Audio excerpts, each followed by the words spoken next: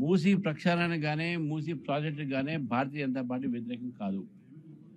Bharatiya Janata party కూడా హైదరాబాద్ నగరంలో ఇక్కడి నుంచి కృష్ణా రివర్లో విలీనమయ్యే వరకు మూసీ నది స్వచ్ఛంగా ఉండాలి, స్వచ్ఛతగా నీరు పారాలి, అక్కడ రైతులకు మంచి నీరు రావాలి సాగుకు అనేటువంటి ఆలోచన మాకు ఉన్నది.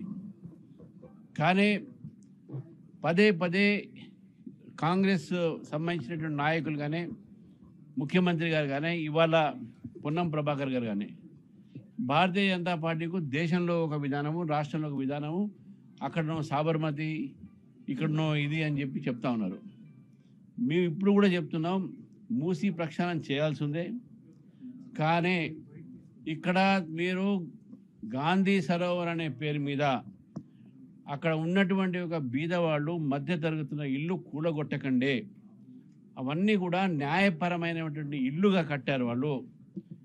ఫ్లాట్స్లు మధుబన్ పార్క్ కానీ, అక్కడ విఘ్నేశ్వర కాలనీ కానీ, మూసీ పక్కన ఉన్నటువంటి ఒక లీగల్గా ఉన్న ఏ ఇల్లు కూడా కూలగొట్టడానికి అవసరం లేదు. ఆ కూలగొట్టకుండా కూడా ప్రక్షాళన చేయొచ్చు.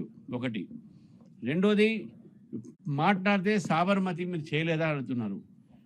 సాబర్మతి మేము చేసినాం. సాబర్మతి కూడా మూసీ లాగానే ఇక్కడ వాసన వచ్చేటి నది ఉండే అప్పుడు అహ్మదాబాద్లో. నరేంద్ర మోదీ గారు ముఖ్యమంత్రి అయిన తర్వాత నర్మదా నది నుంచి నీరు సాబర్మతికి ఇంటర్లింక్ చేసి, సాబర్మతి నీళ్లను ముందుగా దాన్ని ప్రక్షాళన చేసి, ఆ చుట్టుపక్కల ఉన్నటువంటి ఒక నిర్వాసితులకు వసతి కలిగించిన తర్వాతనే ప్రాజెక్టు ముందుకు తీసుకుని నా నిర్వాసితులంతా కూడా ఇల్లీగల్గా ఉన్నటువంటి వ్యక్తులు వాళ్ళు. అయినా కూడా 4,000 వ్యక్తుల్ని ఆ రోజు వారు నిర్వాసాలు చేసిన వాళ్ళందరికీ కూడా వారికి ఆల్టర్నేటివ్ చూసిన తర్వాత ఈ యొక్క ప్రాజెక్ట్ మొదలుపెట్టారు.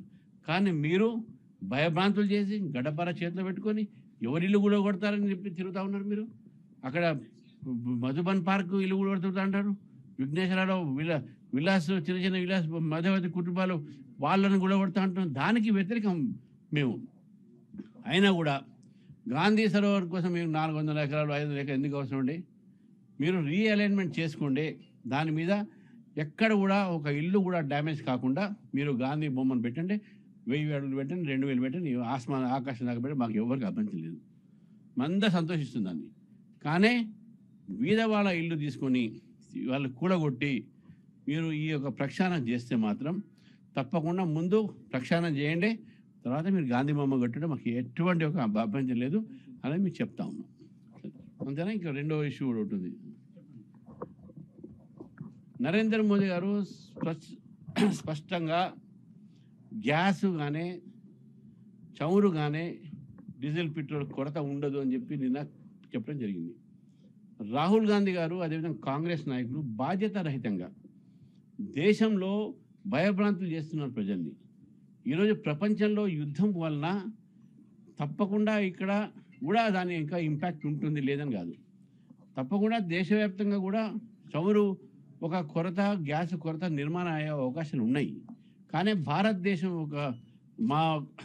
మన ఎక్స్టర్నల్ ఆఫీస్ మినిస్టర్ కానీ, ప్రధానమంత్రి గారు కానీ ఇరాన్ ఒక ప్రైమ్ మినిస్టర్తో మాట్లాడి మనకు రావాల్సినటువంటి గ్యాస్ని కూడా షిప్స్ ద్వారా హర్మోజ్ స్ట్రేట్ నుంచి భారతదేశానికి తీసుకువచ్చి ఇక్కడ కొరతని లేకుండా చేసే ప్రయత్నం ఒకటి చేస్తున్నారు.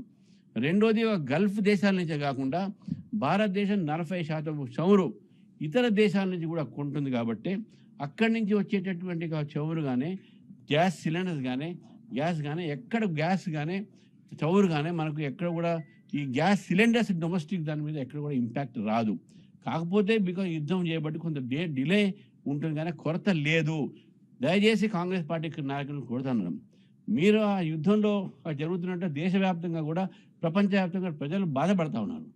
దాన్ని ప్రజల్ని మేము ఏదో ఉన్నామని చెప్పాలి, కానీ ఒక బాధ్యతారహితమైనటువంటి మాటలు మాట్లాడి ప్రజల్లో భయభ్రాంతులు చేయడం అనేది చాలా పొరపాటు.